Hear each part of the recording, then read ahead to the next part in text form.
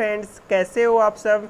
तो आज हम क्या पढ़ने वाले हैं, आज हम वो टॉपिक पढ़ने वाले हैं जो बहुत ही इम्पोर्टेंट टॉपिक है। टॉपिक का नाम है रिफ्लेक्शन ऑफ लाइट, ठीक है ना। तो मेरा नाम है राहुल शर्मा। तो आज हम इस टॉपिक को डिटेल से देखेंगे। तो देखो इसमें क्या है, रिफ्लेक्शन कैसे होता है लाइट का। जैसे फॉर एग्जांपल ये जो नीचे है, ये जो मैंने लाइन शो कर रहा हूँ, जो ये पट्टी सी है, ये हम इसको क्या माने, मिरर माने। क्या माने, मिरर माने। अब यहाँ से जो ये रेंज है, ये रेंज क्या है, किसी भी सोर्स की या किसी भी लाइट की क्या है, रेंज है। तो ये रेंज यहाँ से आ रही है। आने वाली रेंज को हम क्या बोलते हैं, आने वाली रेंज को इंसिडेंट रेंज कहते हैं, ठीक है ना। अब यहाँ से आने के बाद इस बिंदु पर क्या होती है, टकराती है, दोबारा से उसी मीडियम के अंदर चली जाती है, ठीक है। मैं दोबारा बता रहा हूँ, जैसे कि इसमें देख लो कि यहाँ से रेंज आई, रेंज आने के बाद इस मिरर से टकराई, टकराने के बाद उसी मीडियम के अंदर वापस चली गई, ठीक है ना। उसी मीडियम के अंदर क्या चली गई, वापस चली गई। ये आने वाली रेंज है, इसको हम इंसिडेंट रेंज कहते हैं, इस वाली रेंज को इंसिडेंट रेंज कहते हैं। और जाने वाली रेंज को क्या कहते हैं, रिफ्लेक्टिव रेंज कहते हैं, या रिफ्लेक्टिव रे भी कहा जाता है, ठीक है ना। तो ये जो प्रोसेस हुई पूरी, इस प्रोसेस को ही हम क्या बोलते हैं, रिफ्लेक्शन कहते हैं। और ये जो लाइट के अंदर होता है, इसे क्या बोल देते हैं, लाइट ऑफ रिफ्लेक्शन कहा जाता है। इतनी बात डिटेल से समझ में आ गई होगी। और एक एग्जाम्पल लेके मैं समझाता हूँ आपको। तो ये जो एग्जाम्पल है, ये आपने सभी में नोटिस भी किया होगा। जैसे यहाँ पे कोई ऑब्जेक्ट है, ठीक है ना, और ये क्या है, मिरर है।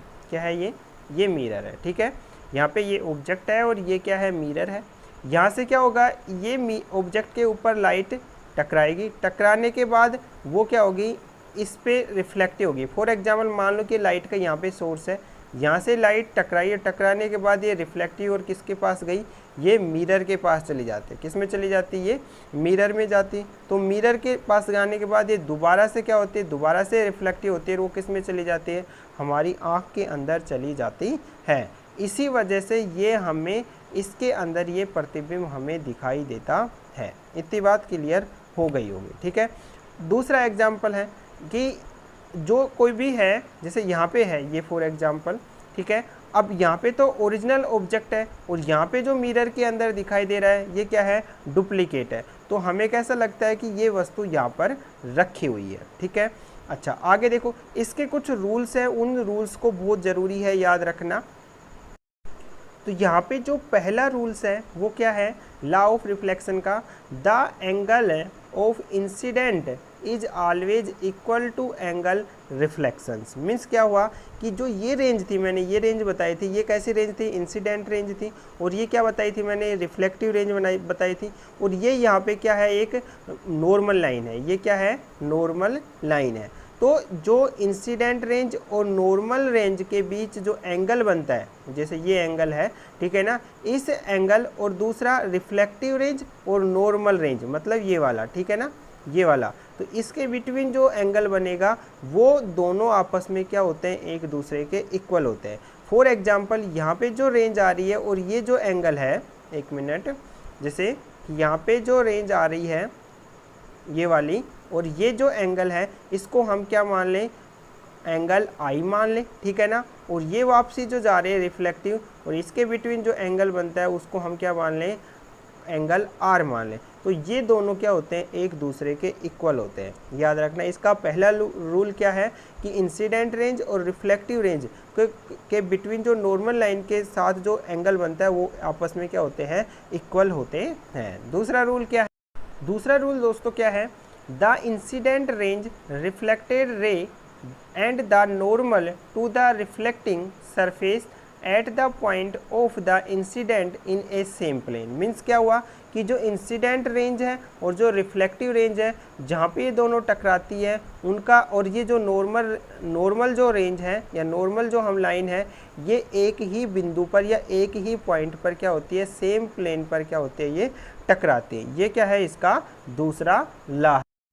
और फ्रेंड्स एक बात और याद रखना कि जो आने वाली जो रेंज है, जैसे फॉर एग्जांपल ये जो रेंज है जिसको हम इंसिडेंट रेंज बोलते हैं और ये रिफ्लेक्टिव रेंज है, ये जो रेंज आने वाली रेंज है इसका जो मीडियम है और जो रिफ्लेक्टिव रेंज का जो मीडियम है वो दोनों क्या होता है, सेम होता है, अलग अलग नहीं होता है, ठीक है ना। ये मतलब गैसेज स्टेट है तो ये भी क्या होगा, गैसेज स्टेट में ही होगा, ठीक है। अब जो रिफ्लेक्शन होता है ये भी 2 टाइप का होता है। इसके अंदर पहला रिफ्लेक्शन आता है, पहला आता है रेगुलर। कौन सा आता है, रेगुलर, ठीक है ना। तो रेगुलर रिफ्लेक्शन में क्या होगा, जैसे फॉर एग्जांपल ये मिरर है, ठीक है, और यहाँ से क्या इंसिडेंट रेंज आई और यहाँ वापस क्या हो गया, रिफ्लेक्टिव हो गई। तो ये आने वाली रेंज और जाने वाली रेंज, ये इंसिडेंट और ये रिफ्लेक्टिव, है ना। तो ये जो रेंज होगी, ये इसकी जो सरफेस है, जो मिरर है, ये क्या होगी, इसकी मिरर की सरफेस प्लेन होगी।